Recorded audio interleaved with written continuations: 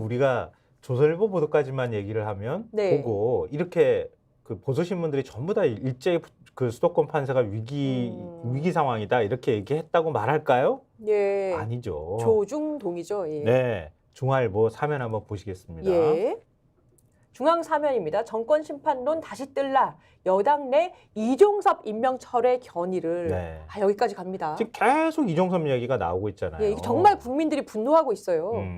그러니까 이종섭 얘기가 지금 조선일보에도 같이 나왔어요. 조선일보는 이종섭 리스크 네. 이렇게 해서 기사를 딱 하고 써놨어요. 아까 3면에 딱 있어요. 제목이 변수로 떠오른 이종섭 리스크 이렇게 있고 중앙일보도 4면에 방금 보신 이제 정권 네. 심판론 다시 뜰라 여당 내 이종섭 임명 철회 건의를인데 뭐 조선일보 저 기사를 설명을 드리면 예.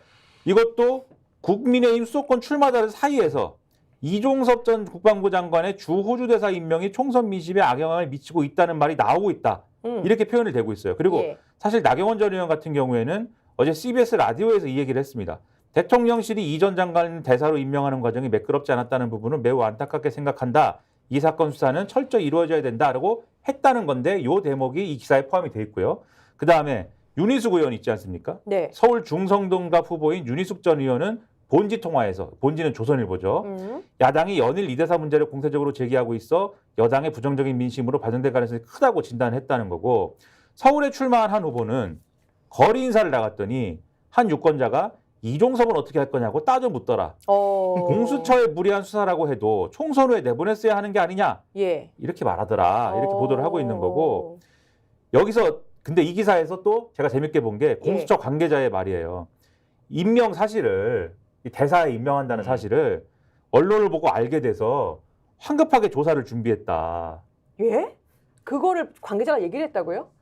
이 기사에 아니, 그렇게 뭐 써 있습니다. 그렇기야 하겠죠. 그렇죠. 우리는 근데 그것을 예. 짐작을 하고 당연히 확정적인 사실로서 생각을 하지만 그렇죠. 공수처 관계자가 조선일보에다가 이렇게 얘기를 하고 있다 지금. 이게 왜 4시간밖에 조사를 안 하고 그게 한 거냐에 대해서 이미 공식적으로 공수처가 그게 갑자기 대사를 임명한다고 하니까 나가면은 조사를 못 할 것 같아서 빨리 황급하게 한 거예요라고 지금 그렇게 얘기하고 있는 그러니까 거예요. 지금 여기서 두 가지가, 그러니까 대통령실에서 너무 아무 준비 없는 상태에서 내보냈다라는 게 확인되는 거고, 또 하나 공수처가 황급히 준비해서 제대로 수사를 못했다. 그렇죠. 이 두 가지가 근데 다 얘기돼 있는 거네요. 공수처 얘기는 이제 뒤에 좀 하고 어쨌든 중앙일보 기사로 다시 가면은 예. 중앙일보에 아까 정권 심판론 다시 뜰라 여당 내 이종석 임명철의 건의를 이 기사가 있다고 말씀드리지 않았습니까? 네. 여권 고위 관계자가 나옵니다. 중앙일보와의 통화에서 조국 혁신당의 선정과 이종섭 전 국방부 장관 주 호주 대사 임명 등으로 정권 심판론이 재부상한 데 따른 여러 낙하추이를 주시하고 있다 이렇게 얘기하고 있고, 국민의힘에서는 총선 목표치를 수정해야 한다는 말도 나온다 이렇게 돼 있습니다.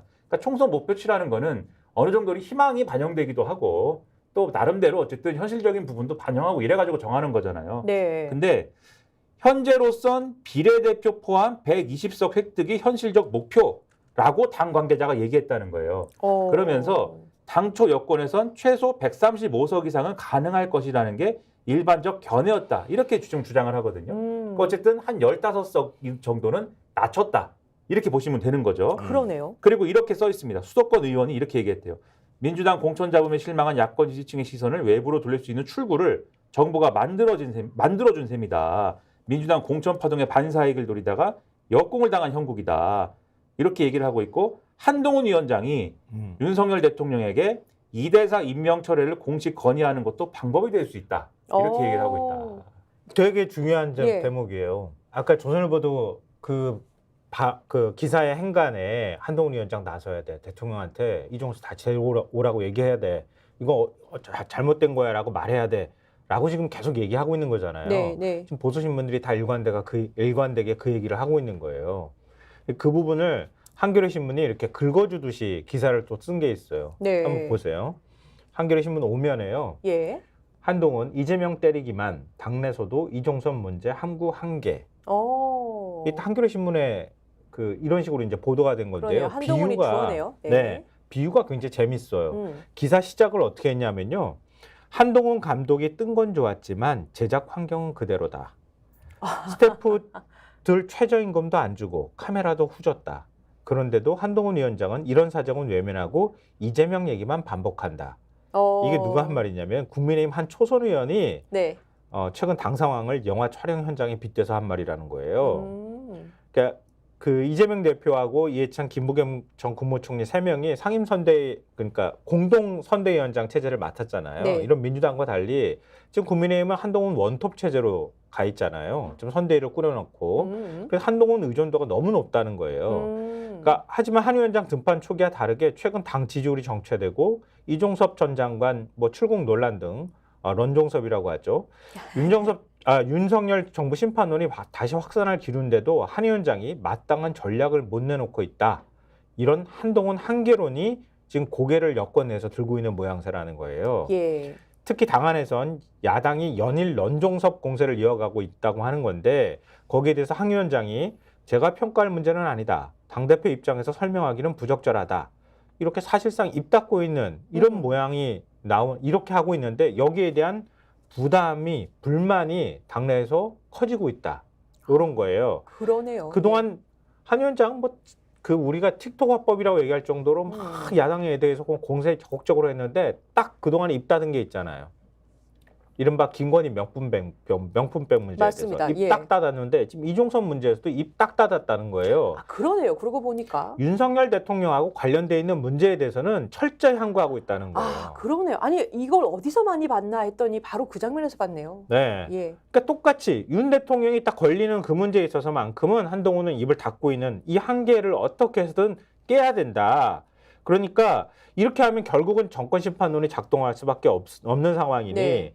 한 위원장 역할에 이제 한계가 있는 것 아니냐라고 하는 시각이 여권 내에서 계속 얘기가 나오고 있다고 하는 거예요. 그럼 지금 계속해서 오늘 살펴본 신문들이 들어라라고 하는 사람은 바로 한동훈이네요. 그렇죠.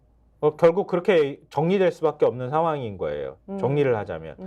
그러니까 여기에 조국혁신당까지 나타났으니 네. 정권 심판원이 더 불붙으면은 이 선거 이제 끝나는 거 아니야? 윤석열이 다시 재등장하는 그런 모양새네요.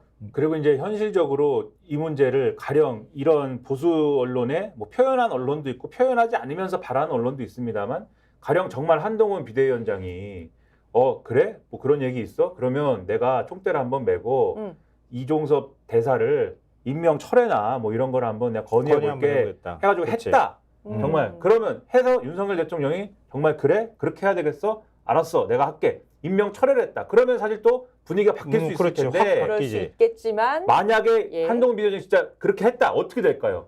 너 그만둬. 저는 또 제2의 또 그 화재 현장처럼 가서 네. 또 눈 맞으면서 이렇게 서 네. 있었던 또 그만두라고 하고 난리가 날 거 아닙니까? 예. 사실 그렇게 되지 않을까. 또 그 장면이 나오겠죠. 왜 그렇게 될 거냐고 생각을 하냐면 이게 예를 들면 이종섭 전 장관은 사실 김건희 여사도 아니잖아요. 어떻게 보면. 그리고 검사 출신도 아니고 뭐 한동훈도 아니지 않습니까? 검사 출신도 아닌데 왜 이렇게 이종섭 전 장관의 목을 맬까 윤석열 대통령은. 그거에 대해서 사실 단서가 어떤 뭐랄까요 뭐 인사이트가 예. 한겨레의 칼럼에 좀 있지 않을까라는 생각이 오늘 좀 들었습니다. 한겨레 김원철 사회부장이라는 분이 쓴 칼럼이 있어요. 네. 여기 이게 준비가 돼 있네요. 드디어 대통령이 나오는군요. 제 생각에는 예. 예, 국비 도피, 그러니까 나라 돈으로 도피했다 이렇게 쓰셨네요. 한겨레 대표 미남이 아닙니다. 네. 뭔 소리지? 아는 사이신가요? 아니 사진이 있으니까 사진 있는 애에 대해서 예, 예. 네, 말씀드렸고 미남이네. 예. 네. 이 칼럼이 뭐 여러 가지 얘기를 쓰고 있지만 예. 핵심을 말씀드리면은 예.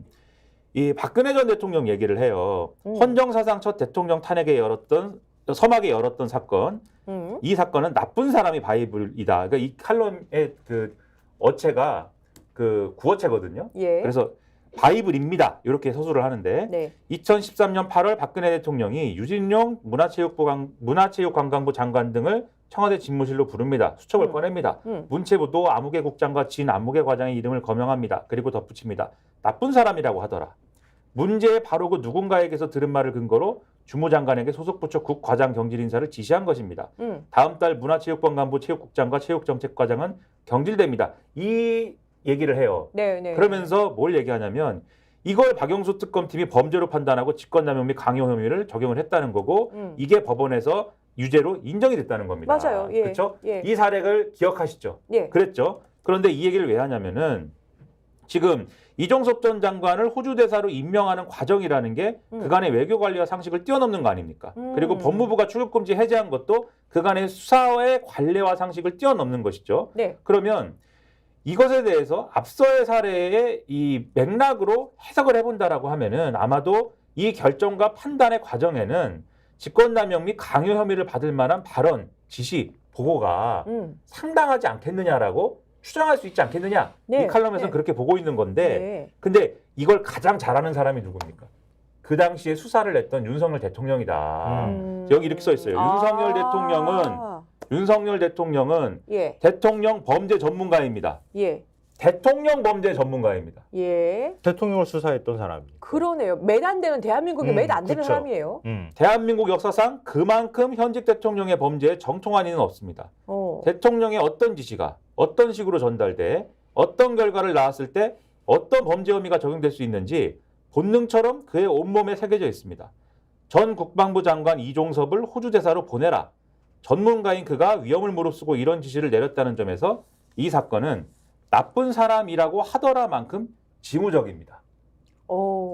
이 칼럼이 가리키는 바는 예. 대통령은 이게 결국 어떤 의미인지를 알기 때문에 그리고 이 칼럼에 담기진 않았습니다만 더 확장하면 예. 세상경 사건에서도 비슷한 어떤 그런 맥락들이 있을 것으로 우리가 추정할 수 있기 때문에 사단장까지 처벌하면 어쩌나. 그래서 이런 일이 벌어진 거고 그래서 이런 일이 지금 벌어진 것에 대해서도 제대로 대응하지 않는 것이다 라고 볼 수 있다는 거죠. 그러니까 이 모든 이 사태의 화살 끝이 어디를 올 건지를 윤석열 대통령이 알고 있기 때문에 알고 있을 가능성이 굉장히 높기 때문에 이 모든 사단이 벌어지고 있는 것이다. 대통령 수사 전문가가 대통령이 된 후에 또 수사받을 수 있다고 하는 걱정을 하고 있다. 이렇게 정리할 수 있는 건데 그런 칼럼이 그러면 스픽스는 말하는 언론입니다. 대세는 유튜브, 그중에서 스픽스. 좋아요, 댓글, 구독, 알림 설정. 여러분이 저희를 사랑해 주시고 우리가 여러분을 사랑하는 4가지 방법입니다.